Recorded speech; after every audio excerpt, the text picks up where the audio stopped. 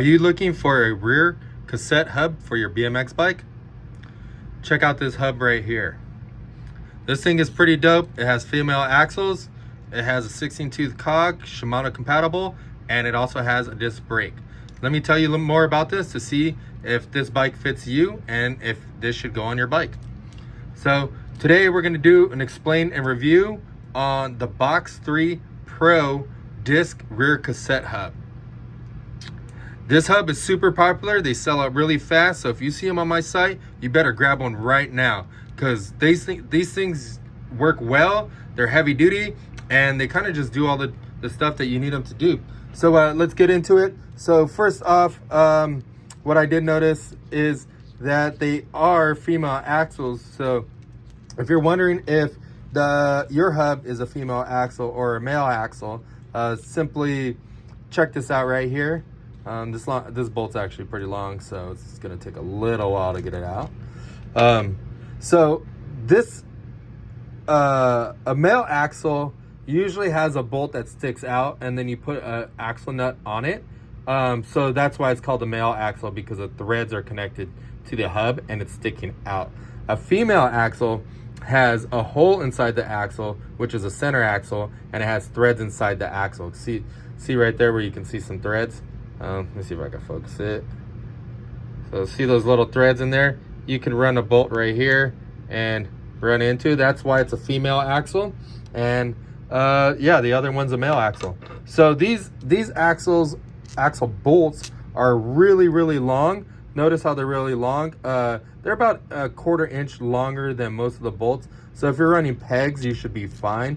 If you end up running chain tensioners and a peg and you jump on your pegs a lot, I would probably suggest going to a bolt house where you can pick up a longer bolt. These are pretty standard. These are metric bolts, and it has an 8mm head on here, but it's fine thread, 3/8, I believe, 3/8 fine thread, if I'm not mistaken. But if you guys find the actual bolt, leave in the comments what bolt thread pattern it is and what the length is. That could help out some people. But it has this aluminum cone right here on both sides. The main thing is wondering if it'll fit inside of your frame to here, but hang tight, because I'm going to show you how you can figure that out and how to measure it so that you can get the right one. But let's get more into talking about this hub. I know that's what you guys want to know about. So yes, this is a fully sealed hub. This is a rear hub. Even though it has a disc, it still fits a lot of the hubs that are really common. This hub is a 6061 aluminum. It's fully machined out, and then they do different finishes like polishing it and then anodizing it. And then after they anodize it, they laser etch this box logo on there, and it's on both sides. It looks really good. What I did notice is that the flange on this side, which is a disc side, is a little bit bigger than the drive side, but it also has holes cut out in it, so it stays strong. What I also noticed is that the hub flanges are relatively thick. This helps keep the hub flanges from bending and stuff like that, mainly on like BMX freestyle bikes, because they use pegs and they bash their spokes in their hub. On a race hub or a bike life hub, it probably isn't that big of a deal, but knowing that they're beefy, you could torque down on your spokes and you're not going to break the hub flange is a very comfort feeling to have. Going to the rest of the parts, inside you got sealed bearings. I believe there is 6 bearings in here, but I'm gonna check it out. Leave a comment below letting you know how many bearings it is. But it also has 120 points of engagement, so think of it as a ratchet and how many points grab onto the hub to make it spin. This one has 120, so notice how this engagement is really fast. It doesn't need too much. But also listen to the sound. Hear that sound of that BMX hub? That thing sounds really nice, and if it held its speed, it would definitely sound really nice. What's cool about this hub is that it's got a bunch of spacers on here, from thick 5mm ones to 2.5 and even a 1mm one. So what that does is it allows you to pull off this lock ring right here. You can configure any of these spacers how you like. This one's going to be a little bit harder, but you can configure them and put this, actually, sorry, I'm being a dummy right now. These actually are Shimano compatible. So if you look on the hub, there's a little small key. Notice how all the other ones are the same length. So on the actual cog, this one here is a little bit weird. Let's see, usually you can see it pretty good, but you're gonna line up that little slot. Oh, here it is. So line up that, look at, you can't even really tell, but what I noticed is, see how big that one is? That one's a little bit smaller. But if you, actually this one's the same thing. That one just usually has a, okay, so this cog is designed to just slide on any of them, which is also the Shimano one. Didn't really notice that, but now we do. And then this one here is allowed for a Shimano cog, which Shimano cogs are majority of them. So you can purchase one of those, swap it on here, and you should be fine. But this cog is universal. They kind of made the cog key where it just fits anywhere. I'll show you right here. Normally, I'm used to mountain bikes, so normally they go right on there, and I haven't really took any of these off to show people. Yeah, here you go. So yeah, that one you just can spin it on anyway, but there is a key. Oh, look at that washer. That one has some keys on it too to keep it from rotating. Thread that on there. You want this to be super tight on there, so before you put this on your bike, make sure that you tighten this down really good. What'll happen if you don't is that this cog will come loose. It'll start shaking, make poppy noise. Maybe this even falls off. This cog comes off, your chain falls off, and you're not having fun riding.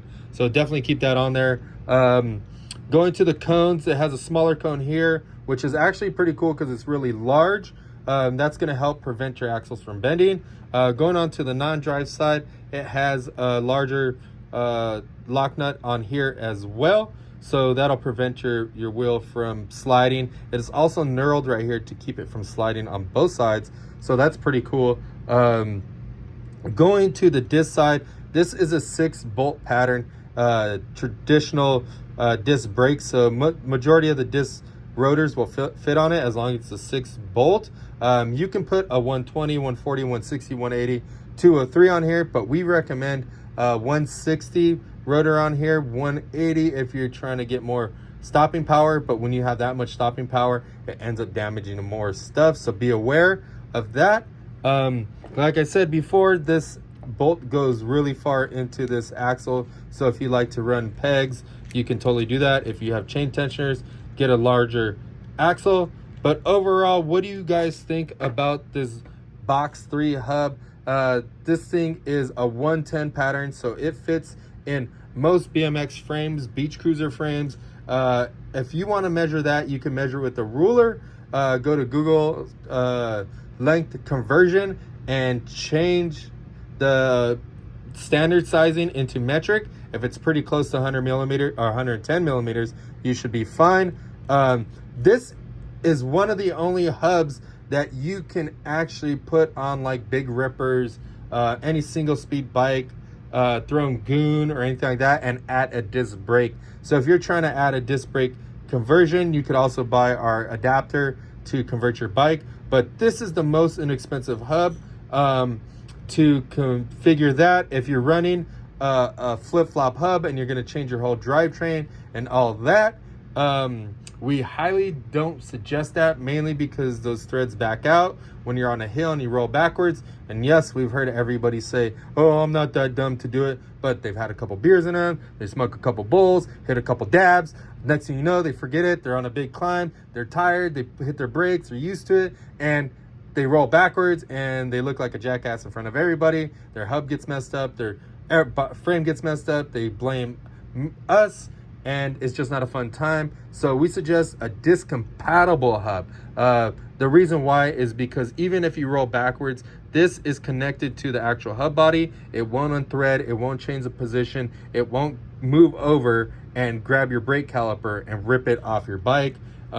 So definitely look at this one. There's another one, which is the Profile Elite that you can get in a disc, and the very, very hard to get Paul Components rear hub, but that thing is pretty pricey as well. So this is a great decision to make, or good way to go before you step up to a profile or anything like that.